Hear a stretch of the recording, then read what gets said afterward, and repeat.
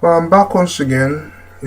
After a while, I took a little break. But I'm back now to give my review for the Bourne Legacy, which is the fourth movie in the Bourne franchise. Before I begin, I'd like to let you know that I'm a big fan of the Bourne movies. The first three movies that preceded this one, Bourne Identity, Bourne Supremacy, Bourne Ultimatum, were fantastic. They were great action movies. They set the bar for the action genre. That's great action set pieces with a good story and a great script and with a great with a great plot, a great espionage conspiracy plot. That's what I loved about those movies. And they had the right balance of great action, great story, great pacing. Everything just came together with those three movies. But here we have a fourth one, and the lead character, Jason Bourne, is not back for this one. Matt Damon is not back for this one. Of course, Matt Damon is the one who played Jason Bourne, the lead character in the other three movies, but this one is played. The new character in this one is Aaron Cross, played by Jeremy Renner, who, of course, I'm a big fan of myself.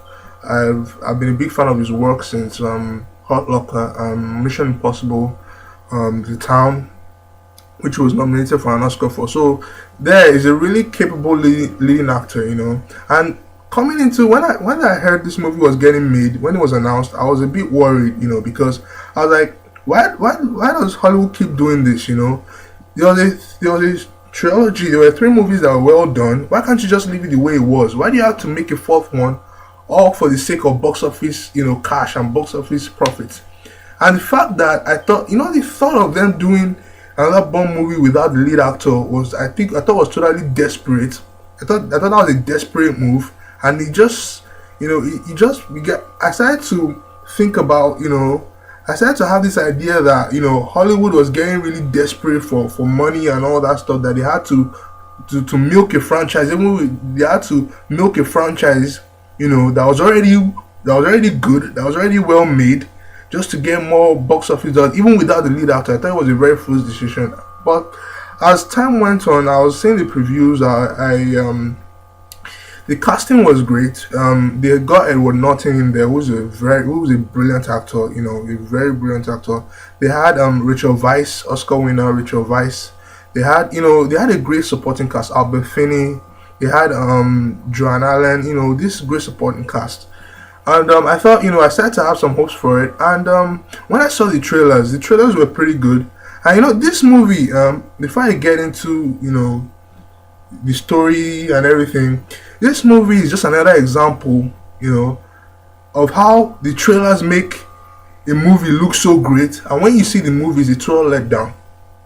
That's the honest truth. It's as if they cut a 2-minute trailer and they pulled out all the best scenes in the movie. They pulled it out in the trailer to market it, to get people all pumped up and excited and all. And when you see the movie, it's a different ball game entirely.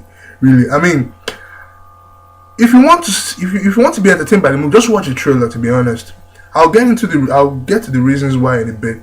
So now the trailers were fantastic and everything. I thought the plot, based on what I understood from the trailer, the plot was going to be interesting and everything. This movie happens, this movie is a result of the events of what happened in Bourne Ultimatum. Operation Treadstone becomes public knowledge. Blackbriar becomes public knowledge and all, and the actions of Jason Bourne in the last movie is what leads to the actions that happen in this new movie. There's a bigger conspiracy. There's a bigger curtain that has been lifted, on the whole conspiracy. Jason Bourne was just part of other programs, but this movie reveals that there are other, CIA assassin programs that are there. There's Operation Outcome, which the new agent Aaron Cross is from. He was trained there, and the story is that due to the actions of Jason Bourne, the government agencies have to cover up a lot of things. They have to do a lot of covering up. When some things go wrong, they have to eliminate a lot of agents. They have to close down a lot of assassin programs and all. And Aaron Cross just happens to be one. Aaron Cross just happens to be under Operation Outcome, which is one of the assassin programs under the CIA that got exposed. You know, and Aaron Cross, played by Jeremy Renner, was trained there. He knows who he is. He doesn't have amnesia in this one. I mean, he's a patriot. You know, he believes he stood for something right, and he believes he's serving his country. But now they want to kill everyone. But he survived. Him along with Dr. Martha, played by Rachel Weisz, are on the run together now. Sounds pretty familiar, doesn't it? It's all familiar. So, as they're on the run, it becomes, it becomes known that these agents are sort of like are part of a superhuman experiment. They are giving pills, to enhance their body, to enhance their muscle, their muscle tension, their muscle. I don't know, some crazy superhero BS like this. I mean, it's just, and that the story really is just vague. It's just they're just on the run. That's what this movie is all about. They're on the run. Every part of this movie just shows them on the run and people chasing them and everything, and there was nothing, pulling the strings behind the scenes and all that stuff. And first of all, start with the movie. The first half of the movie, it's all talk, dialogue. Me, I was sitting in the theater. The woman that was sitting beside me, she looked pissed off, because after the movie, she was telling me that she was expecting to see an action movie, fast pacing, great witty dialogue, great and everything. But at the end of the day, what we got was a talk session, a meeting session. The first hour of the movie, we were talking for so long. All the heads of, Operation Treadstone, Operation Outcome, they were talking in a room for so freaking long. I mean, it got really boring for me. I mean, it was all talk. They were trying to tie some of the events that happened in this movie to that of Bourne Ultimatum. Sometimes it worked, sometimes it didn't, because they didn't even explain what happened. The plot is so confusing. The action scenes are few and far between.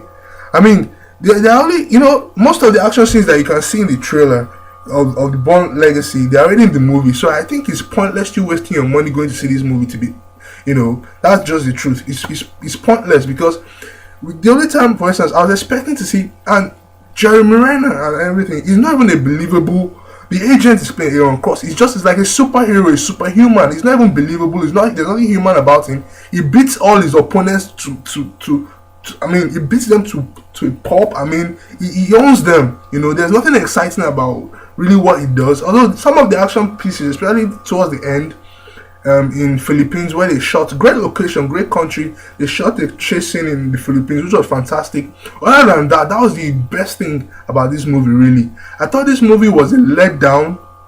In general, it was a total letdown. It tainted the trilogy that came before, and I just wish that, they didn't have to come up with this, this mediocre effort of the movie, really. I wish they had just let the trilogy the way it was, or just wait for Matt Damon and Paul Greengrass to come back and make another one when they thought the story was right, instead of having to rush into another one in a very senseless manner just to make box office profits. I mean, this is just another example of why people should learn to leave well done alone, really.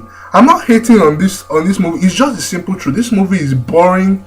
The action set pieces are few. There's nothing really exciting about it. I came into this movie with low expectations, and my low expectations were justified, to be honest with you. And I don't know. It's just, long story short, save your money.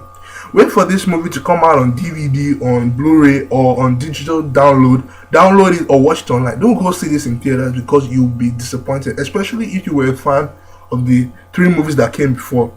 I only have one thing to say. I just wish they don't make a sequel to this, because I don't know, they'll just keep tarnishing the image of the Bourne trilogy that was well done, that was well acted, that was well shot. They just keep. So I just wish, if they're going to make another Bourne, let them wait for Matt Damon to come back. I have nothing against Jeremy Renner. I have nothing against Rachel Weisz. They tried their ultimate best, but the movie was just a mediocre effort, average at best. That's the truth. The plot was confusing. Tony Gilroy, who wrote the first 3 movies, directed this one. He can't even direct an action piece to save his own life. I mean, it's just, when I walked out of the theater today, I was just disappointed. I was totally disappointed. So I'll give this movie a C, a C grade. It's a C grade movie. It's an average effort. It's a mediocre effort. I wish they are just, they are not even, they are not even green lighted this project in the first place. I thought it was a waste of money. It may still do well in box office and all because Bourne fans will want to go see this, but I'm sure they'll be let down. So if you're listening to this, if you're watching this, stay away. Don't waste your money on this movie. If you want to see a good action movie, go see Expendables 2 or something. Save your money for Expendables 2. There's still Looper coming out, later this month. There's Lawless coming out. There's still so many action movies coming out. Save your money. Don't see this one. Wait till it comes out, in the home media, on DVD or Blu-ray, so on. Thanks for watching. There'll be many more reviews coming, so you can subscribe to my YouTube channel. Just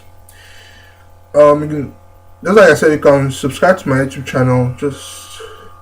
Just keep and you can also follow me on Twitter at CollarJoe on Twitter. You can follow me there, and you can